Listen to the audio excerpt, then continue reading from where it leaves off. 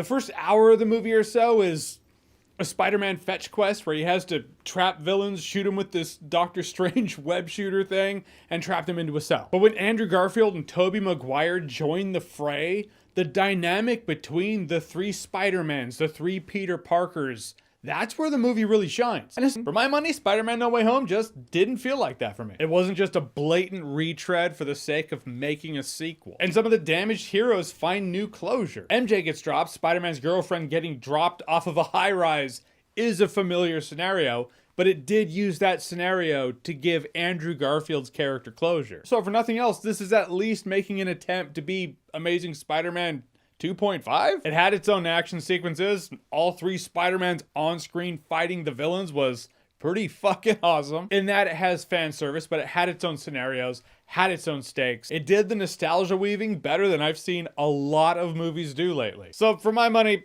that's how I see it.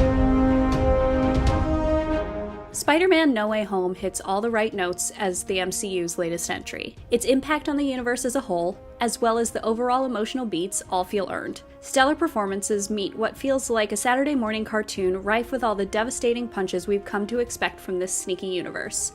Though it struggles with some tired superhero tropes, everything else about it will leave fans grinning ear to ear. This was a tricky one for me to score because, as my friend Griffin Schiller put it, it's a tale of two halves. The second half of this movie is so good and so satisfying that when you leave the theater, you kind of forget that the first half was pretty mediocre. The first half of this movie just chooses this cheap gimmick to set things in motion. Stop tampering with the spell. Oh my God, Ned, he's my best friend. Oh, my Aunt May should... And then it spends the rest of the first half of the film with this pedestrian plot line about trying to capture all of the multiverse villains. I mean, it's enjoyable, there's some nostalgia and it's fun, but it just feels lazy. Brilliant, but lazy.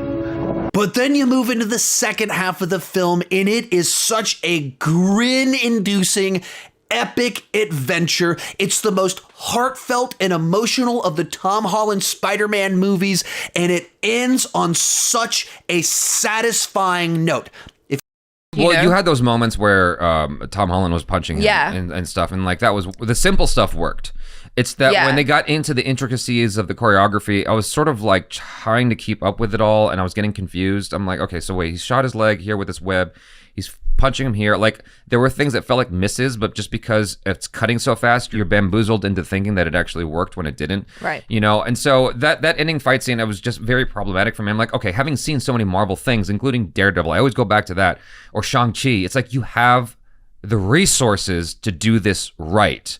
So why are you shooting this like a Bourne Identity movie? Yeah. No need to cover it like that, and yet they did. So emotionally, that worked for me. Emotionally, the film got me, even though it's structurally not great. There were so many good emotional moments in the movie that it's like, okay, well, who cares? You know, it's fine. It's fun. This movie was entertaining AF. Yeah, it was definitely entertaining. I just don't know if that, like, let's say you're a kid watching this 20 years from now. Is it still going to be entertaining? I feel like the Amazing Spider-Man movies will be more entertaining for kids 20 years from now than this one. It's like, if you don't have the legacy that you grew up with, you know, the nostalgia of Tobey Maguire, of watching Andrew Garfield, like, this movie is not going to have as much meaning to you, right?